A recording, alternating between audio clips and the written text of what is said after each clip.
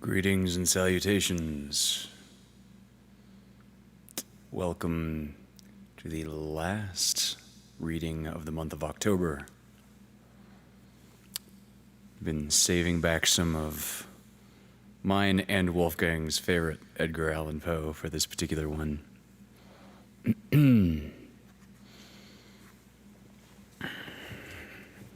Greetings and salutations.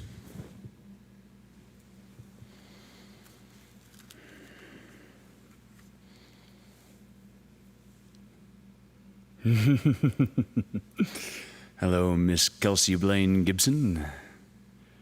Miss Christina of the unpronounceable B last name.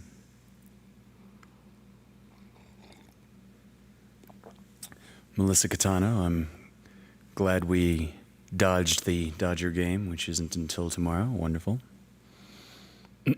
Oh, is that why Paul did that tonight? Is because of a sports ball thing that happens tomorrow? All right, well, Dari is here with Olive. That's adorable. Good evening, Craig.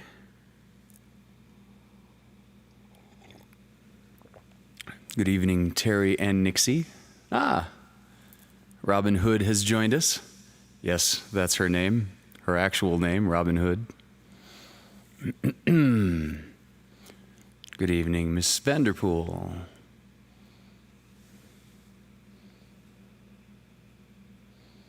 And there are several other people that logged on very early that I completely missed. Not discluding my parents. Terry. Miss Kathy B. Lily. Well. Meg Sampson is here. Wonderful.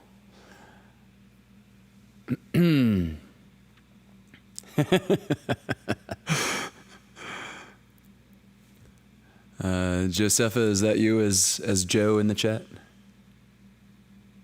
And hello, Miss Svetlana.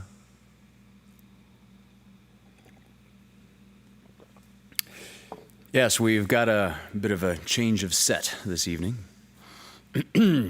Seems appropriate that my co-host have his own chair, and he's into it. Aren't you, bud? Yeah. We're going to get started this evening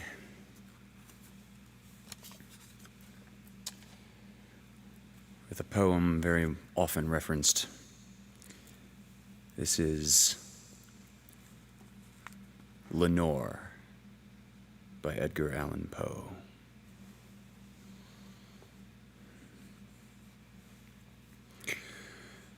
Broken is the golden bowl, the spirit flown forever. Let the bell toll. A saintly soul glides down the Stygian river. And let the burial rite be read, the funeral song be sung, a dirge for the most lovely dead that ever died so young. And, Guy de Vere, hast thou no tear, weep now or nevermore. See, on yon drear and rigid bier, lo, lies thy love, Lenore. Yon heir, whose cheeks of pallid hue with tears are streaming wet, sees only through their crocodile dew a vacant coronet. False friends, ye loved her for her wealth and hated her for her pride, and when she fell in feeble health, ye blessed her that she died. How shall the ritual then be read? The requiem, how be sung for her most wronged of all the dead that ever died so young?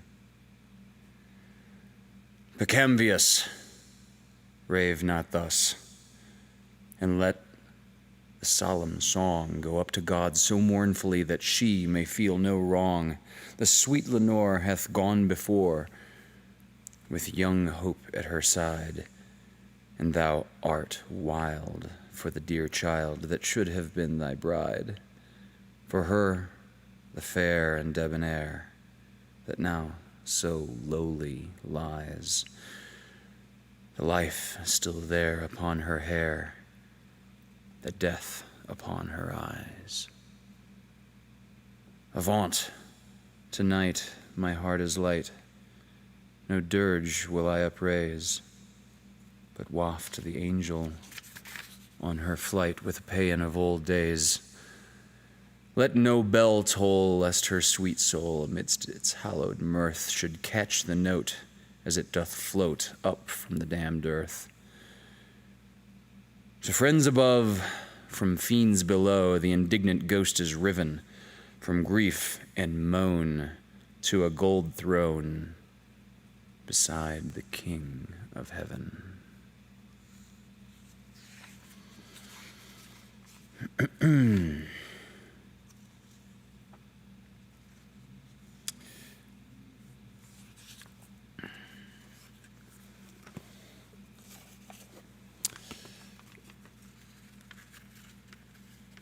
I had at some length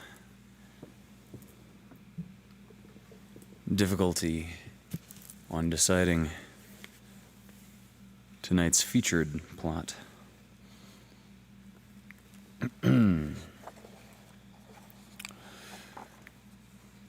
But at the request of Miss Claire,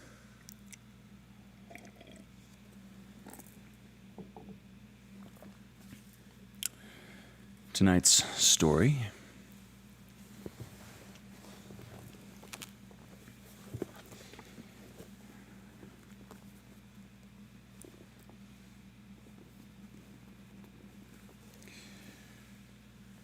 The Fall of the House of Usher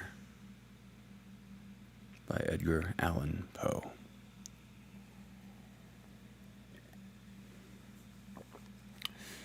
During the whole of a dull, dark, and soundless day in the autumn of the year, when the clouds hung oppressively low in the heavens, I had been passing alone, on horseback, through a singularly dreary tract of country, and at length found myself, as the shades of evening drew on, within view of the melancholy house of Usher. I know not how it was, but with the first glimpse of the building, a sense of insufferable gloom pervaded my spirit. I say insufferable, for the feeling was unrelieved by any of that half-pleasurable, because poetic, sentiment with which the mind usually receives even the sternest natural images of the desolate or terrible. I looked upon the scene before me, upon the mere house, and the simple landscape features of the domain, upon the bleak walls, upon the vacant, eye-like windows, upon a few rank sedges, and upon a few white trunks of decayed trees, with an utter depression of soul which I can compare to no earthly sensation more properly than to the after-dream of the reveler upon opium. The bitter lapse into everyday life, the hideous dropping off of the veil, there was an iciness, a sinking, a sickening of the heart, an unredeemed dreariness of thought, which no goading of the imagination could torture into aught of the sublime. What was it? I paused to think. What was it that so unnerved me in the contemplation of the house of Usher? It was a mystery, all insoluble.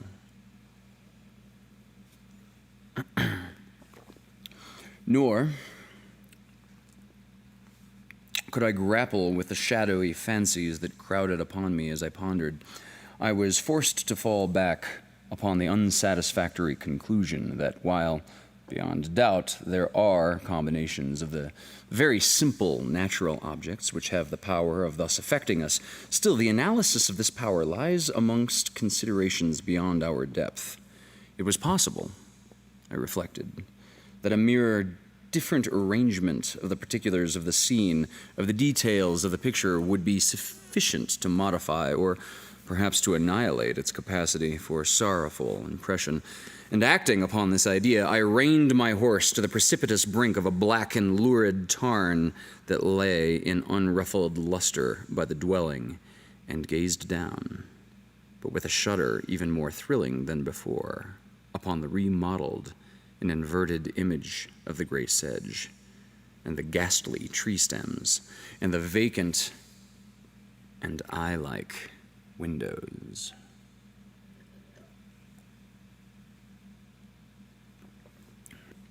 Nevertheless, in this mansion of gloom, I now proposed to myself a sojourn of some weeks. Its proprietor, Roderick Usher, had been one of my boon companions in boyhood, but many years had elapsed since our last meeting. A letter, however, had lately reached me in a distant part of the country. A letter from him, which, in its wildly importunate nature, had admitted of no other than a personal reply. The MS gave evidence of nervous agitation. The writer spoke of acute bodily illness, of a mental disorder which oppressed him, and of an earnest desire to see me as his best, and indeed his only, personal friend. With a view of attempting, by the cheerfulness of my society, some alleviation of his malady, it was the manner which all this and much more was said. It was the apparent heart that went with his request, which allowed me no room for hesitation, and I accordingly obeyed forthwith what I still considered a very singular summons. Although, as boys, we had been even intimate associates, yet I really knew little of my friend. His reserve had always been excessive and habitual. I was aware, however, that his very ancient family had been noted, time out of mind, for a peculiar sensibility of temperament, displaying itself through long ages in many works of exalted art, and manifested of late in repeated deeds of munificence, yet unobtrusive charity, as well as in a passionate devotion to the intricacies, perhaps even more than to the orthodox and easily recognizable beauties of musical science. I had learned, too, the very remarkable fact that the stem of the Usher race, all time-honored as it was, had put forth at no period any enduring branch. In other words, that the entire family lay in the direct line of descent and had always, with very trifling and very temporary variation, so lain. It was this deficiency I considered, while running over in thought the perfect keeping of the character of the premises with the accredited character of the people, and while speculating upon the possible influence which the one in the long lapse of centuries might have excised upon the other, it was this deficiency, perhaps of collateral issue, and the consequent undeviating transmission from sire to son of the patrimony with the name, which had at length so identified the two as to merge the original title of the estate in the quaint and equivocal appellation of the House of Usher. An appellation which seems to include, in the minds of the peasantry who used it, both the family and the family mansion. I have said that the sole effect of my somewhat childish experiment, that of looking down within the lake, had been to deepen the first singular impression. There can be no doubt that the consciousness of the rapid increase of my superstition, for why should I not so term it, served mainly to accelerate the increase itself. Such, I have long known, is the paradoxical law of all sentiments having terror as a basis. And it might have been for this reason only that when I again uplifted my eyes to the house itself, from its image in the pool, there grew in my mind a strange fancy. A fancy so ridiculous, indeed, that I but mention it to show the vivid force of the sensations which oppressed me. I had so worked upon my imagination as really to believe that about the whole mansion and domain there hung an atmosphere peculiar to themselves in their immediate vicinity, an atmosphere which had no affinity with the air of heaven, but which had reeked up from the decayed trees and the gray wall and the silent lake, a pestilence and mystic vapor, dull, sluggish, faintly discernible, and leaden-hued. Shaking off from my spirit what must have been a dream, I scanned more narrowly the real aspect of the building. Its principal feature seemed to be that of an excessive antiquity. The discoloration of ages had been great. Minute fungi overspread the whole exterior, hanging in a fine, tangled webwork from the eaves. Yet all this was apart from any extraordinary dilapidation. No portion of the masonry had fallen, and there appeared to be a wild inconsistency between its still perfect adaptation of parts and the crumbling condition of the individual stones.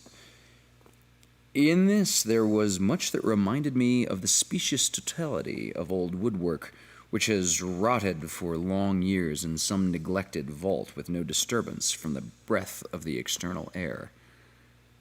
Beyond this indication of extensive decay, however, the fabric gave little token of instability.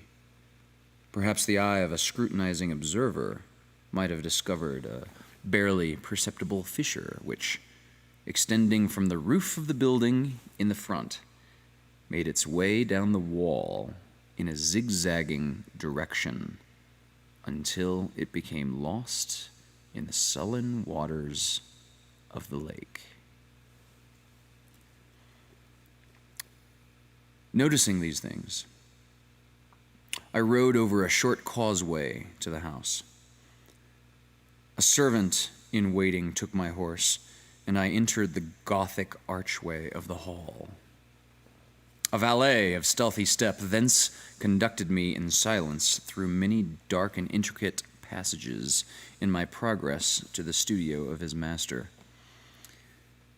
Much that I encountered on the way contributed, I know not how, to heighten the vague sentiments of which I had already spoken.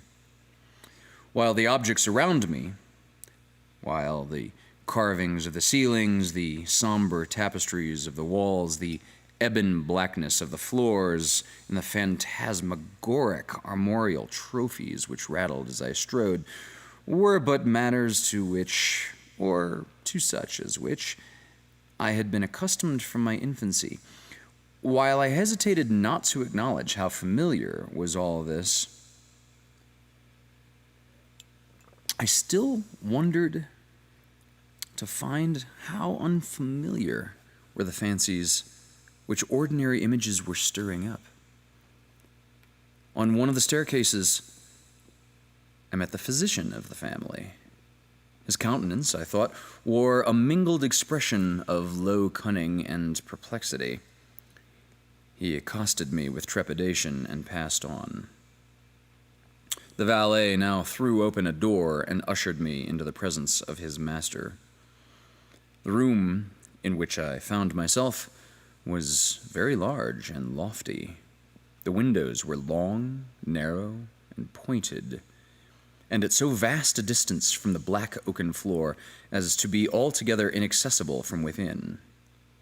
Feeble gleams of encrimsoned light made their way through trestled panes and served to render sufficiently distinct the more prominent objects around. The eye, however, struggled in vain to reach the remoter angles of the chamber or the recesses of the vaulted and fretted ceiling. Dark draperies hung upon the walls. The general furniture was profuse, comfortless, antique, and tattered. Many books and musical instruments lie scattered about, but failed to give any vitality to the scene. I felt that I breathed an atmosphere of sorrow. An air of stern, deep, and irredeemable gloom hung over and pervaded all. Upon my entrance, Usher arose from a sofa on which he had been lying at full length and greeted me with a vivacious warmth which had much in it. I, at first, thought of an overdone cordiality, of the constrained effort of the ennui man of the world. A glance, however, at his countenance convinced me of his perfect sincerity. We sat down, and for some moments, while he spoke not, I gazed upon him with a feeling half of pity, half of awe. Surely man had never before so terribly altered in so brief a period as had Roderick Usher. It was with difficulty that I could bring myself to admit the identity of the wan being before me with the contemplation of my early boyhood, yet the character of his face had been at all times remarkable. A cadaverousness of complexion, an eye large, liquid, and luminous beyond comparison, lips somewhat thin and very pallid, but of a surpassingly beautiful curve, a nose of a delicate Hebrew model, but with a breadth of nostril unusual in similar formations, a finely molded chin, speaking, in its want of prominence, of a want of moral energy, hair of a more than web-like softness and tenuity, these features, with an inordinate expansion above the regions of the temple, made up altogether a countenance not easily to be forgotten. And now, in the mere exaggeration of the prevailing character and of the expression, which they were wont to convey, lay so much of the change that I doubted to whom I spoke. The now ghastly pallor of the skin and the now miraculous luster of the eye, above all things, startled and even awed me. The silken hair, too, had been suffered to grow all unheeded, and as, in wild gossamer texture, it floated rather than fell about the face. I could not, even with effort, connect its arabesque expression with any idea of simple humanity. In the manner of my friend, I was at once struck with an incoherence and inconsistency. And soon I found this to arise from a series of feeble and futile struggles to overcome an habitual trepidancy, an excessive nervous agitation. For something of this nature I had been indeed prepared, no less by his letter than by reminiscences of certain boyish traits and by conclusions deduced from his peculiar physical conformation and temperament. His action was alternately vivacious and sullen. His voice varied rapidly from a tremulous indecision when the animal spirit seemed utterly in abeyance to that species of energetic concision, that abrupt, weighty, unhurried, and hollow-sounding enunciation, that leaden, self-balanced, and perfectly modulated guttural utterance, which may be observed in the lost drunkard or in the irreclaimable eater of opium during the periods of his most intense excitement. It was thus that he spoke of the object of my visit, of his earnest desire to see me, and of the solace he expected me to afford him. He entered at some length into what he conceived of to be the nature of his malady. It was, he said, a constitutional and a family evil, and one for which he despaired to find a remedy, a mere nervous affectation. He immediately added, which would undoubtedly soon pass off. It displayed itself in a host of unnatural sensations. Some of these, as he detailed them, interested and bewildered me, although perhaps the terms and the general manner of the narration had their weight. He suffered much from a morbid acuteness of the senses, the most insipid food, the most insipid food was alone endurable. He could wear only garments of certain texture. The odor of all flowers were oppressive, and his eyes were tortured by even a faint light, and there were but peculiar sounds. And these from stringed instruments, which did not inspire him with horror.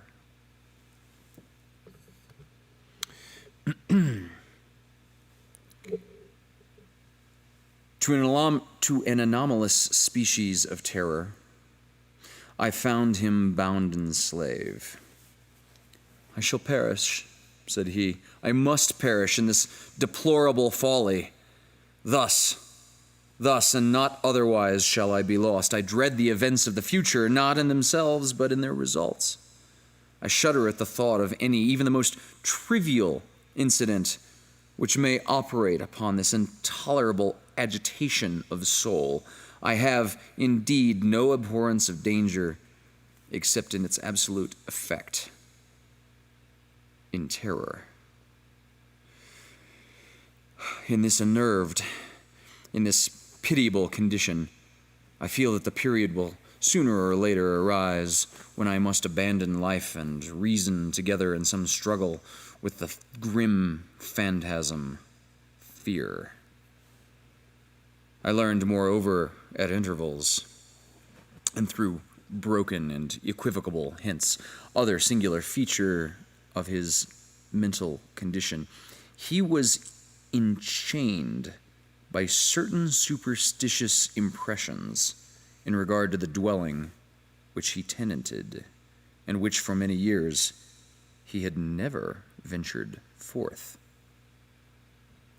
In regard to an influence whose superstitious force was conveyed in terms too shadowy here to be restated, an influence which some peculiarities in the mere form and substance of his family mansion had, by dint of long sufferance, he said, obtained over his spirit, an effect which the physique of the gray walls and turrets and of the dim lake into which they all looked down had at length brought about upon the morale of his existence.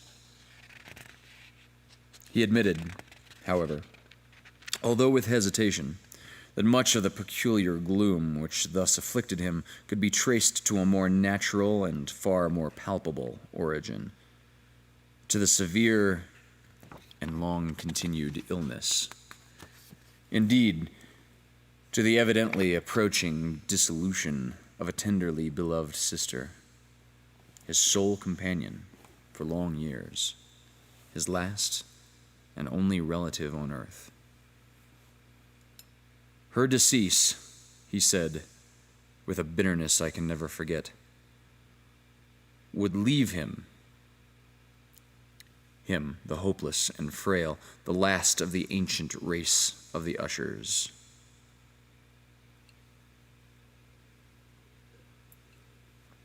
While he spoke, the Lady Madeline, for so she was called, passed slowly through a remote portion of the apartment and, without having noticed my presence, disappeared.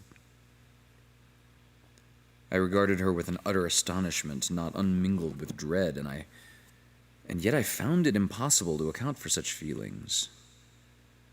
A sensation of stupor oppressed me as my eyes followed her retreating steps, when a door, at length, closed upon her.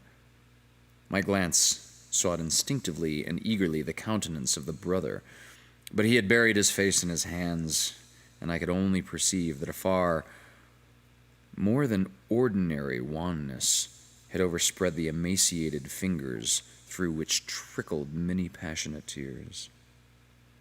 The disease of the Lady Madeline had long baffled the skill of her physicians, a settled apathy, a gradual wasting away of the person, and frequent, although transient, affections of a partially cataleptical character were the unusual diagnosis.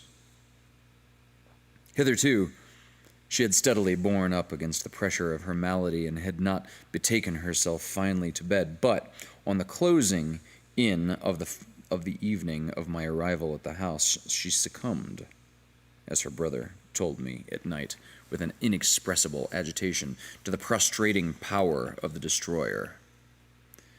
And I learned that the glimpse I had obtained of her person would thus probably be the last I should obtain. That the lady, at least while living, would be seen by me no more.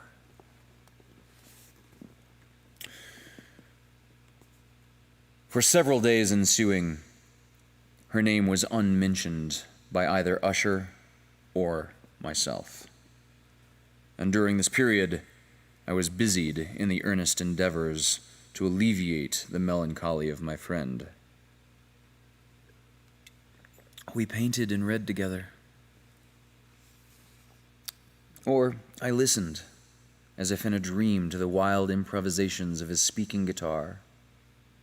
And thus, as a closer and still closer intimacy it admitted me more unreservedly into the recesses of his spirit, the more bitterly did I perceive the futility of all attempt at cheering a mind from which darkness, as if an inherent positive quality, poured forth upon all objects of the moral and physical universe in one unceasing radiation of gloom. I shall ever bear about me a memory of the many solemn hours I thus spent alone with the master of the house of Usher. Yet, I should fail in any attempt to convey an idea of the exact character of the studies or of the occupations in which he involved me or led me the way. An excited and highly distempered ideality threw a sulphurous luster over all. His long improvised dirges will ring forever in my ears. Among other things, I hold painfully in my mind a certain singular perversion and amplification of the wild air of the last waltz of von Weber, from the paintings over which his elaborate fancy brooded and which grew, touch by touch, into vagueness, at which I shuddered the more thrillingly, because I shuddered, knowing not why, from these paintings, vivid as their images now are before me. I would in vain endeavor to educe more than a small portion which should lie in the compass of merely written words, by the utter simplicity, by the nakedness of his designs, he arrested in overawed attention. If ever mortal painted an idea, that mortal was Roderick Usher. For me, at least, in the circumstances then surrounding me, there arose out of the pure abstractions which the hypochondriac contrived to throw upon his canvas an intensity of intolerable awe, no shadow of which felt I ever yet in the contemplation of the uncertainty glowing yet too concrete reveries of the fusilli. One of the phantasmagoric conceptions of my friend, partaking not so rigidly of the spirit of abstraction, may be shadowed forth, although feebly, in words. A small picture presented the interior of an immensely long and rectangular vault or tunnel, with low walls, smooth, white, and without interruption or device. Certain accessory points of the design served well to convey the idea that this excavation lay at an exceeding depth below the surface of the earth. No outlet was observed in any portion of its vast extent, and no torch or other artificial source of light was discernible, yet a flood of intense rays rolled throughout and bathed the whole in a ghastly and inappropriate splendor. I have just spoken of that morbid condition of the auditory nerve, which rendered all music intolerable to the sufferer, and with the exception of certain effects of stringed instruments, it was, perhaps, the narrow limits to which he thus confined himself upon the guitar, which gave birth, in great measure, to the fantastic character of his performances. But the fervid facility of his impromptus could not be so accounted for. They must have been and were in the notes, as well as in the words of his wild fantasias, for he not unfrequently accompanied himself with rhymed verbal improvisations, the results of that intense mental collectedness and concentration to which I have previously alluded as observable only in particular moments of the highest artificial excitement.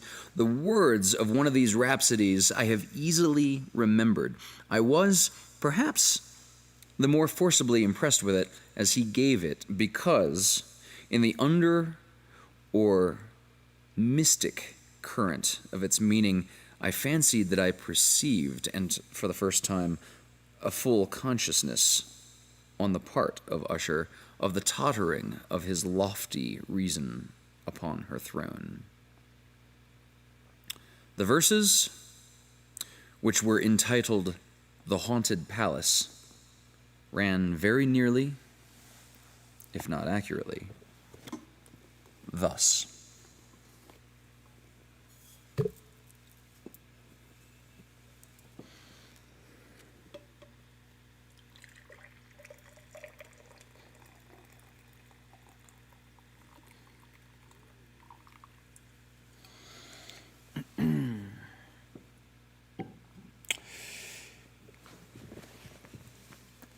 In the greenest of our valleys, by good angels tented, once a fair and stately palace, radiant palace, reared its head.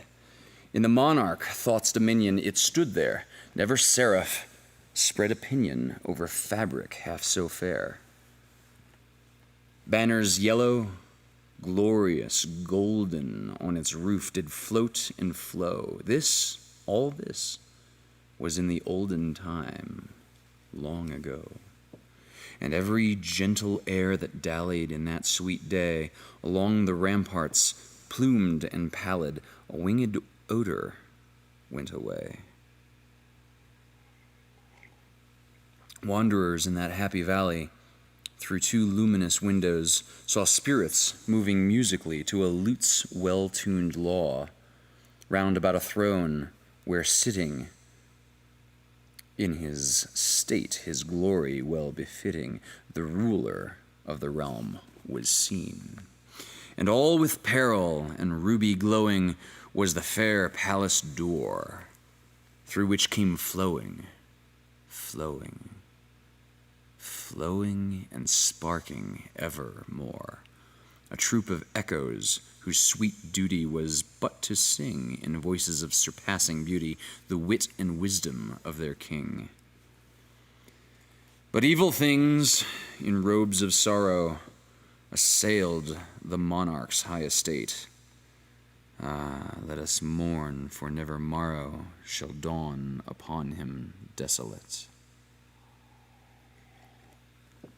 And round about his home the glory that blushed and bloomed is but a dim remembered story of the old time entombed. And travelers now within that valley, through the red litten windows, see vast forms that move fantastically to a discordant melody, while, like a rapid, ghastly river through a pale door, a hideous throng rush out forever and laugh, but smile no more. I well remember the suggestions arising from this ballad led us into a train of thought wherein there became manifest an opinion of Usher's which I mention not so much on account of its novelty, for other men have thought thus, as on account of the pertinacity with which he maintained it. This opinion, in its general form, was that of the sentence of all vegetable things, but in his disordered fantasy, the idea had assumed a more daring character and trespassed, under certain conditions, upon the kingdom of inorganization. I lack words to express the full extent or the earnest abandon of his persuasion. The belief, however, was connected, as I have previously hinted, with the gray stones of the home of his forefathers. The conditions of the sentience had been here, he imagined, fulfilled in the method of collection of these stones. I'm going to read that sentence again. That's important. The conditions of the sentience had been here, he imagined, fulfilled in the method of collection of these stones, in the order of their arrangement, as well as in that of the many fungi which overspread them, and of the decayed trees which stood around, above all, in the long, undisturbed endurance of this arrangement, and in its reduplication in the still waters of the lake. Its evidence, the evidence of the sentience, was to be seen, he said, and here I started as he spoke, in the gradual yet certain condensation of an atmosphere of their own about the waters and the walls. The result was discoverable, he added, in the silent yet importunate and terrible influence for the centuries had molded the destinies of his family, which made him, what I now saw, what he was. Such opinions need no comment, and I will make none. Our books, the books which for years had formed no small portion of the mental existence of the invalid, were, as might be supposed, in strict keeping with this character of phantasm. We pored together over such great works as the Vervet et Chartreuse of Gizet and the Belfragor of Machiavelli, the Heaven and Hell of Swedenborg, the Subterranean Voyage of Nicholas Klim by Holberg, the Chiromancy of Robert Flood, of Jean d'Ignat, and of de la Chambert, and the Journey into the Blue Distance of Tieck, and The City of the Sun by Campanella. One favorite volume was a small octavio edition of the Directorium Inquisition by Dominican de Jorn, and there were passages in Pompus Mela about the old African satyrs and Egyptians, over which Usher would sit dreaming for hours.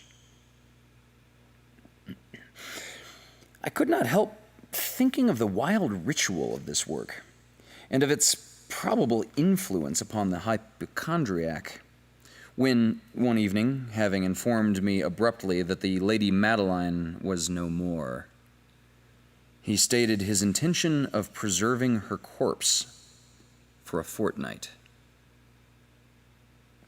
previous to its final interment, in one of the numerous walls within the main walls of the building.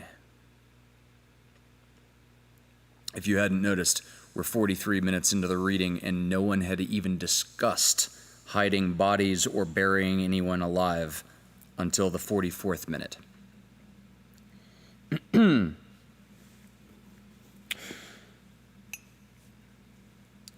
worldly reason, however, assigned for this singular proceeding was one which I did not feel at liberty to dispute. The brother had been led to his resolution, so he told me, by the consideration of the unusual character of the malady of the deceased, of certain obtrusive and eager inquiries on the part of her medical men, and of the remote and exposed situation of the burial ground of the family. I will not deny that when I called to mind the sinister countenance of the person whom I met upon the staircase on the day of my arrival at the house, I had no desire to oppose what I regarded as, at best, but a harmless and by no means an unnatural precaution. At the request of Usher, I personally aided him in the arrangements for the temporary entombment. The body having been encoffined, we two alone bore it to its rest. The vault in which we placed it, and which had been so long unopened that our torches, half smothered in its oppressive atmosphere, gave us little opportunity for investigation, was small, damp, and entirely without means of admission for light, lying at great depth immediately beneath that portion of the building in which was my own sleeping apartment. It had been used, apparently, in remote feudal times for the worst purpose of a dungeon keep, and, in later days, as a place of deposit for powder, or some other highly combustible substance, as a portion of its floor. And the whole interior of a long archway through which we reached it were carefully sheathed with copper. The door of massive iron had been also similarly protected. Its immense weight caused an unusually sharp grating sound as it moved upon its hinges. Having deposited our mournful burden upon trestles within this region of horror, we partially turned aside the yet unscrewed lid of the coffin and looked upon the face of the tenant. A striking similitude between the brother and sister now first arrested my attention. And Usher, divining, perhaps, my thoughts, murmured out some few words from which I had learned that the deceased and himself had been twins, and that sympathies of a scarcely intelligible nature had always existed between them. Our glances, however, rested not long upon the dead, for we could not regard her unawed. A disease which had thus entombed the lady in the maturity of youth had left, as usual in all maladies of a strictly cataleptical character, the mockery of a faint blush upon the bosom and the face, and that suspiciously lingering smile upon the lip which is so terrible in death. We replaced and screwed down the lid. And, having secured the door of iron, made our way with toil into the scarcely less gloomy apartments of the upper portion of the house. And now, some days of bitter grief having elapsed, an observable change came over the nature and features of the mental disorder of my friend. His ordinary manner had vanished. His ordinary occupations were neglected or forgotten. He roamed from chamber to chamber with hurried, unequal, and objectless step. The pallor of his countenance had assumed, if possible, a more ghastly hue, but the luminousness of his eye had utterly gone out. The once occasional huskiness of his tone was heard no more, and a tremulous quaver, as if of extreme terror, habitually characterized his utterance. There were times, indeed, when I thought his unceasingly agitated mind was laboring with some oppressive secret to divulge, which he struggled for necessity of courage. At times, again, I was obliged to resolve all into the mere inexplicable vagaries of madness, for I beheld him gazing upon vacancy for long hours in an attitude of the profoundest attention, as if listening to some imaginary sound. It's a lot like living with a cat, really. It was no wonder that his condition terrified, that it infected me. I felt creeping upon me, by slow yet certain degrees, the wild influences of his own fantastic yet impressive superstitions. It was, especially upon retiring to bed late in the night of the 7th or 8th day after the placing of the Lady Madeline within the dungeon, that I experienced the full power of such feelings.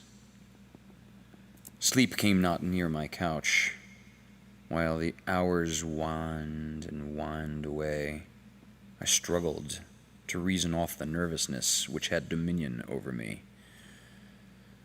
I endeavored to believe that much, if not all, of what I felt was due to the bewildering influence of the gloomy furniture of the room, or the dark and tattered draperies which, tortured into motion by the breath of a rising tempest, swayed fitfully to and fro upon the walls and rustled uneasily about the decorations of the bed. But my efforts were fruitless. An irrepressible tremor gradually pervaded my frame, and at length there sat upon my very heart an incubus of utterly causeless alarm.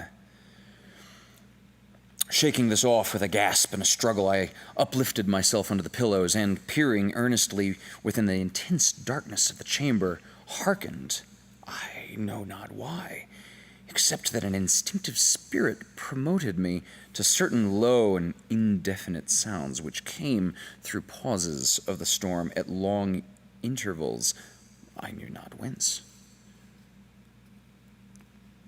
Overpowered by an intense sentiment of horror, unaccountable yet unendurable, I threw on my clothes with haste, for I felt that I should sleep no more during the night, and endeavored to arouse myself from the pitiable condition into which I had fallen by pacing rapidly to and fro through the apartment.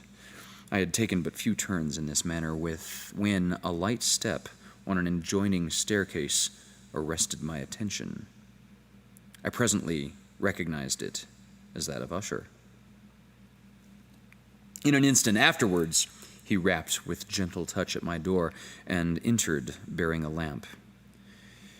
His countenance was, as usual, cadaverously wan, but, moreover, there was a species of mad hilarity in his eyes, an evident restrained hysteria in his whole demeanor. His air appalled me, but anything was preferable to the solitude which I had so long endured, and I welcomed his presence as a relief. "And you have not seen it?" he said abruptly, after having stared about him for some moments in silence. "You have not seen it? But stay, you shall." Thus speaking, and having carefully shaded his lamp, he hurried to one of the casements and threw it freely open to the storm.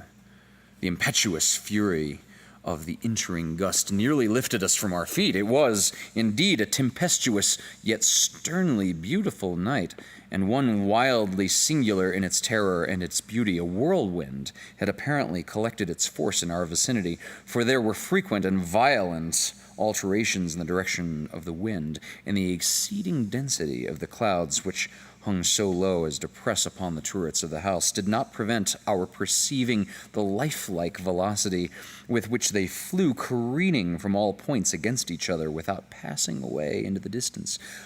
I say that even their exceeding density did not prevent our perceiving this, yet we had no glimpse of the moon or the stars, nor was there any flashing forth of the lightning. But under the surfaces of the huge masses of agitated vapor, as well as all terrestrial objects immediately around us, were glowing an unnatural light of a faintly luminous and distinctly visible gaseous exhalation which hung about and enshrouded the mansion. "You must not, you shall not behold this," said I, shuddering, to Usher as I led him with gentle violence from the window to a seat. These appearances which bewilder you are merely electrical phenomena, and not uncommon, or it may be that they have their ghastly origin in the rank miasma of the lake. Let us close this casement. The air is chilling and dangerous to your frame. Here is one of your favorite romances. I will read, and you shall listen, and so we will pass away this terrible night together. The antique volume which I had taken up was the Mad Tryst of Sir Lancelot Canning. But I had called it as a favorite of Usher's, more in sad jest than in earnest, for, in truth, there is little in its uncouth and unimaginative prolixity which could have interest for the lofty and spiritual ideality of my friend. It was, however, the only book immediately at hand, and I indulged a vague hope that the excitement which now agitated the hypochondriac might find relief, for the history of mental disorder is full of similar anomalies. Even in the extremeness of the folly which I should read, could I have judged, indeed, by the wild, overstrained air of vivacity which he hearkened, or apparently hearkened, to the words of the tale, I might well have congratulated myself upon the successes of my design. I had arrived at that well-known portion of the story where Ethelred, the hero of the tryst, having sought in vain for peaceable admission into the dwelling of the hermit, proceeds to make good by an entrance of force. Here, it will be remembered that the words of the narrative run thus. And Ethelred, who was by nature of a doughty heart, and who was now mighty withal on account of the powerfulness of the wine which he had drunken, waited no longer to hold parley with the hermit, who, in sooth, was an obstinate and maleficent turn, but, feeling the rain upon his shoulders and fearing the rising of the tempest, uplifted his mace outright, and with blows made quickly room in the plankings of the door for his gauntleted hand, now pulling therewith sturdily. He so cracked and ripped and tore all asunder that the noise of the dry and hollow-sounding wood alarmed and reverberated throughout the forest. At the termination of this sentence, I started, and for a moment paused, for it appeared to me, although I had once concluded that my excited fancy had deceived me, it appeared to me that from some very remote portion of the mansion there came indistinctly to my ears what might have been, in its exact similarity of character, the echo, but a stifled and dull one, certainly, of the very cracking and ripping sound which Sir Lancelot had so particularly described. It was, beyond doubt, the coincidence alone which had arrested my attention, for amid the rattling of the sashes and casements and the ordinary commingled noises of the still increasing storm, the sound in itself had nothing, surely, which should have interested or disturbed me. I continued the story. But the good champion, Ethelred, now entering within the door, was soon enraged and amazed to perceive no signal of the maliceful hermit, but in the stead thereof a dragon of a scaly and prodigious demeanor and of a fiery tongue, which sate in guard before a palace of gold with a floor of silver, and upon the wall there hung a shield of shining brass, and with this legend enwritten: Who entereth herein a conqueror hath been. Who slayeth the dragon, the shield he shall win. And Ethelred lifted his mace and struck upon the head of the dragon, which fell before him and gave up his pesty breath, and a shriek so horrid and harsh, and withal so piercing, that Ethelred had fain to close his ears with his hands against the dreadful noise of it, like whereof was never before heard. Here again, I paused abruptly. And now, a feeling of wild amazement. For there could be no doubt whatever that in this instance I did actually hear, although from what direction it proceeded I found it impossible to say, a low and apparently distant but harsh, protracted, and most unusual screaming or grating sound, the exact counterpart of what my fancy had already conjured up for the dragon's unnatural shriek, as described by the romancer.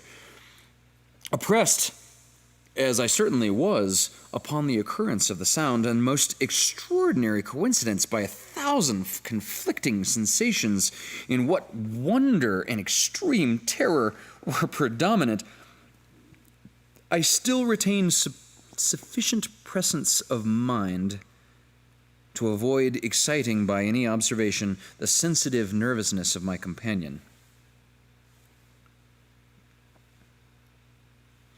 I was by no means certain that he had noticed the sounds in question, although assuredly a strange alteration had, during the last few minutes, taken place in his demeanor. From a position fronting my own, he had gradually brought round his chair so as to sit with his face to the door of the chamber, and thus I could but partially perceive his features, although I saw that his lips trembled as if he were murmuring inaudibly. His head had dropped upon his breast, yet I knew that he was not asleep, from the wide and rigid opening of the eye as I caught a piece of it in profile. The motion of his body, too, was at variance with this idea, for he rocked from side to side with a gentle yet constant and uniform sway. Having rapidly taken notice of all this, I resumed the narrative of Sir Lancelot, which thus proceeded. And now the champion, having escaped from the terrible fury of the dragon, bethinking himself of the brazen shield and of the breaking up of the enchantment which was upon it, removed the carcass from out of the way before him, and approached valorously over the silver pavement of the castle to where the shield was upon the wall, which, in sooth, tarried not for his full coming, but fell down at his feet upon the silver floor with a mighty, great, and terrible ringing sound. No sooner had these syllables passed my lips than, as if a shield of brass had indeed at that moment fallen heavily upon a floor of silver, I became aware of a distinct hollow, metallic, and clangorous, yet apparently muffled reverberation. Completely unnerved, I leapt to my feet, because the measured rocking of Usher was undisturbed. I rushed to the chair in which he sat. His eyes were bent fixedly before him, and throughout his whole countenance there reigned a stony rigidity. But as I placed my hand upon his shoulder, there came a strong shudder over his whole person. A sickly smile quavered about his lips, and I saw that he spoke in a low, hurried, and gibbering murmur, as if unconscious of my presence. Bending closely over him, I at length drank in the hideous import of his words. Not hear it? Yes, I hear it, and have heard it. Long, many minutes, many hours, many days have I heard it, yet I dared not. Oh, pity me, miserable wretch that I am. I dared not speak. We have put her living in the tomb. Said I not that my senses were not acute? I now tell you that I heard her first feeble moments in the hollow coffin. I heard them many days ago, yet I dared not speak. And now, tonight, Ethelred, the breaking of the hermit's door, and the death cry of the dragon, the clangor of the shield, yet Say, rather, the rending of her coffin and the grating of the iron hinges of her prison in her struggles within the coppered archway of the vault. Oh, whither shall I fly? Will she not be here anon? Is she not hurrying to upbraid me for my haste? Have I not heard her footstep upon the stair? Do I not distinguish that heavy and horrible beating of her heart? Madman! Here he sprang furiously to his feet, and he shrieked out his syllables as if the effort were giving upon his soul. Madman, I tell you that she now stands without the door. As if in the superhuman energy of his utterance there had been found the potency of his spell, a huge antique panels to which the speaker pointed threw slowly back upon the instant their ponderous and ebony jaws. It was the work of the rushing gust, but then, without those doors, there did stand the lofty, enshrouded figure of the Lady Madeline of Usher. There was blood upon her white robes, and the evidence of some bitter struggle upon every portion of her emaciated frame. For a moment she remained trembling and reeling to and fro upon the threshold, then, with a low moaning cry, fell heavily inward upon the person of her brother, and in her violent and now final death agonies bore him to the floor as a corpse, and a victim to the terrors he had anticipated. From that chamber, and from that mansion, I fled aghast. The storm was still abroad in all its wrath as I found myself crossing an old causeway. Suddenly there shot along the path a wild light as I turned to see whence a gleam so unusual could have issued, for the vast house and its shadows were alone behind me. The radiance was that of the full setting and blood-red moon, which now shone vividly through that once barely discernible fissure of which I have before spoken, as extending from the roof of the building in a zigzag direction to the base. While I gazed, this fissure rapidly widened, and there came a fierce breath of the whirlwind. The entire orb of the satellite burst at once upon my sight. My brain reeled as I saw the mighty walls rushing asunder. There was a long, tumultuous shouting, like the voice of 1,000 waters, and the deep and dank lake at my feet closed sullenly and silently over the fragments of the house of Usher.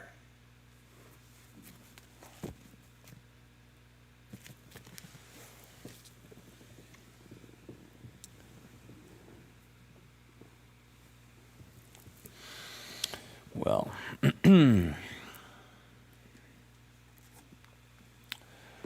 Wolfgang recognizes that we have gone long. However,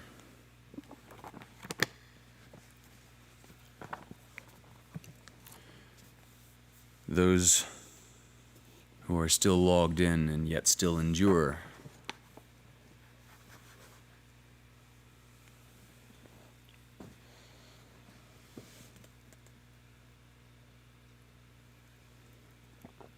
I now present the poem that I have been saving through all of October.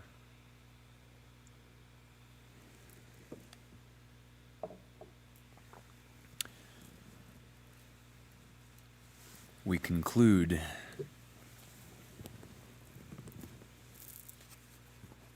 the reading of Edgar Allan Poe for the month of October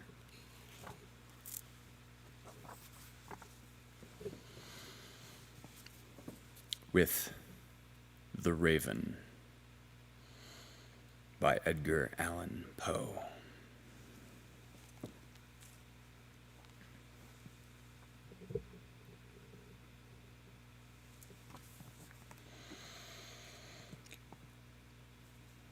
Once upon a midnight dreary, while I pondered, weak and weary, over many a quaint and curious volume of forgotten lore, while I nodded, nearly napping, suddenly there came a tapping, as of someone gently rapping at my chamber door.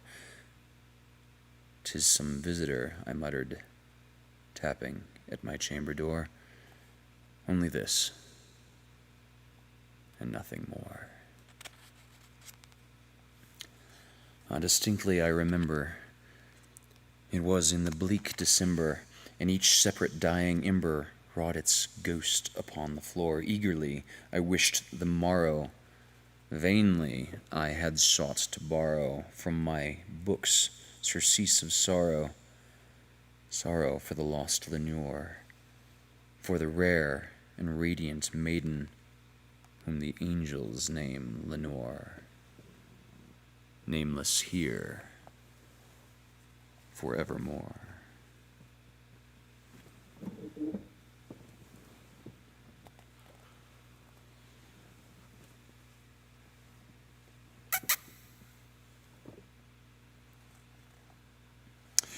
And the silken, sad, uncertain rustling of each purple curtain thrilled me, filled me with fantastic terrors never felt before, so that now, to the still beating of my heart, I stood repeating, "'Tis some visitor entreating entrance at my chamber door, some late visitor entreating entrance at my chamber door. This it is, and nothing more." Presently my soul grew stronger, hesitating then no longer. "Sir," said I, "or madam, truly your forgiveness I implore, but the fact is I was napping, and so gently you came rapping, and so faintly you came tapping at my chamber door, that I scarce was sure I heard you." Here I opened wide the door. Darkness there, and nothing more. Deep into that darkness peering, long I stood there wondering, fearing, doubting, dreaming dreams no mortal ever dared to dream before. But the silence was unbroken, and the darkness gave no token, and the only word there spoken was the whispered word, "Lenore?"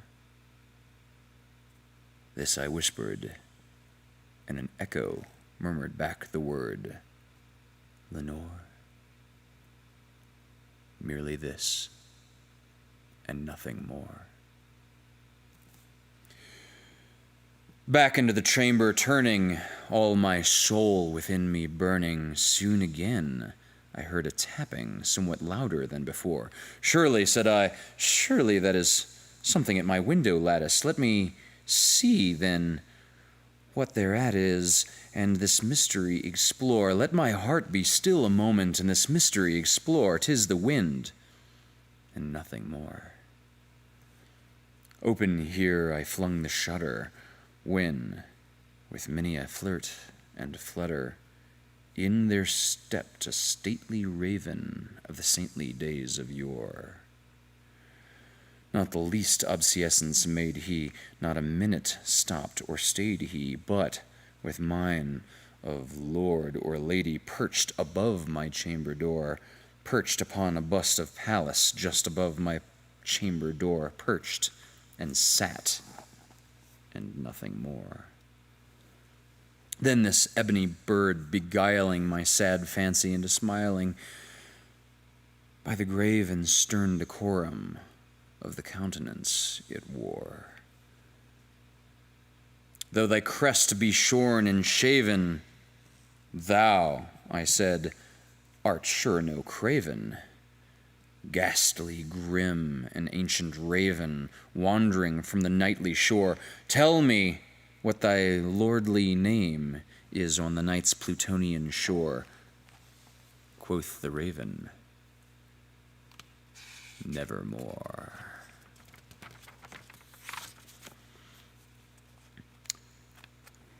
Much I marveled this ungainly fowl to hear discourse so plainly, though its answer little meaning, little relevancy bore, for we cannot help agreeing that no living human being ever yet was blessed with seeing bird above his chamber door, bird or beast upon the sepulchred bust upon his chamber door, with such a name as Nevermore. But the raven, sitting lonely on the placid bust, spoke only that one word, as if his soul in that one word he did outpour.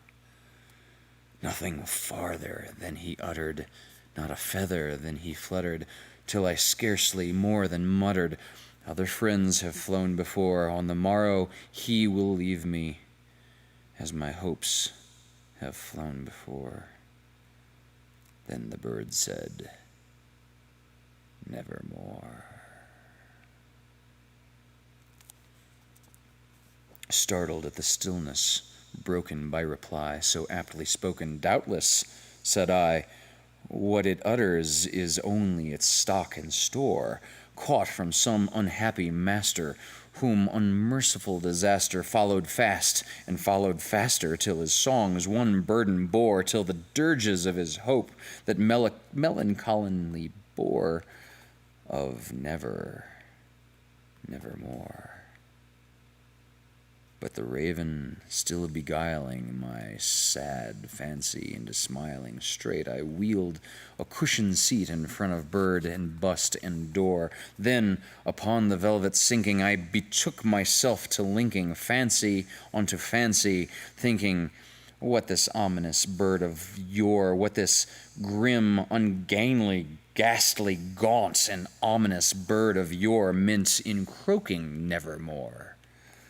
This I sat engaged in guessing, but no syllable expressing to the fowl whose fiery eyes now burned into my bosom's core. This and more I sat divining, with my head at ease reclining on the cushion's velvet lining that the lamp light gloated o'er, but whose velvet violet lining with the lamplight glowing o'er she shall press. Nevermore. Then, methought, the air grew denser, perfumed from an unseen censer, swung by seraphim whose footfalls tinkled on the tufted floor. Wretch, I cried, thy God hath lent thee, by these angels he hath sent thee, respite and nepenthe from my memories of Lenore. Quaff, oh quaff this kind nepenthe, and forget his lost Lenore. Quoth the raven, Nevermore. Prophet, said I, thing of evil, prophet still, if bird or devil, whether temper set or whether tempest tossed thee here ashore, desolate, yet all undaunted, on this desert land enchanted, on this home by horror haunted. Tell me, truly I implore, is there balm in Gilead? Tell me, I implore. Quoth the raven, Nevermore. Prophet, I said, thing of evil, prophet still, if bird or devil, by that heaven that bends above us, by that God we both adore, tell this soul with sorrow laden, if within the distance Aden it shall clasp a sainted maiden whom the angels name Lenore, clasp a rare and radiant maiden whom the angels name Lenore. Quoth the raven, Nevermore. Be that word of our sign of parting, bird or fiend, I shrieked, upstarting, get thee back into the tempest and the night's Plutonian shore. Leave no black plume as token of that lie thy soul hath spoken. Leave my loneliness unbroken, quit the bust above my door. Take thy beak from out my heart, and take thy form from off my door. Quoth the raven, Nevermore. And the raven, never flitting, still is sitting upon the pallid bust of Pallas just above my chamber door, and his eyes have all the seeming of a demon's that is dreaming, and the lamplight o'er him streaming throws his shadow on the floor, and from my soul, from out that shadow that lies floating on the floor, shall be lifted nevermore.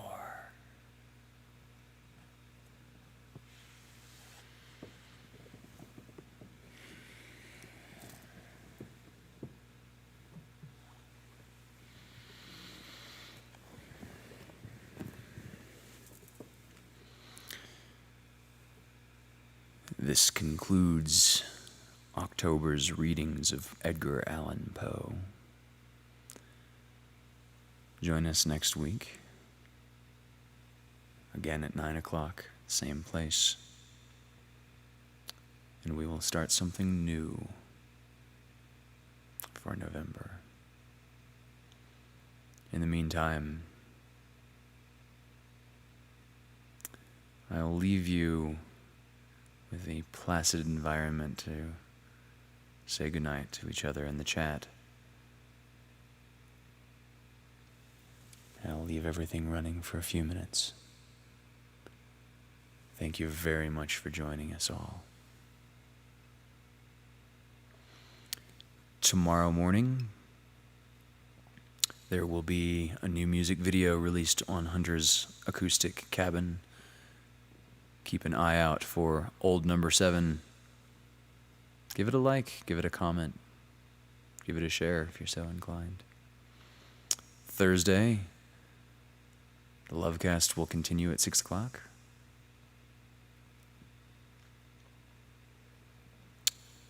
And I will see you all Thursday evening.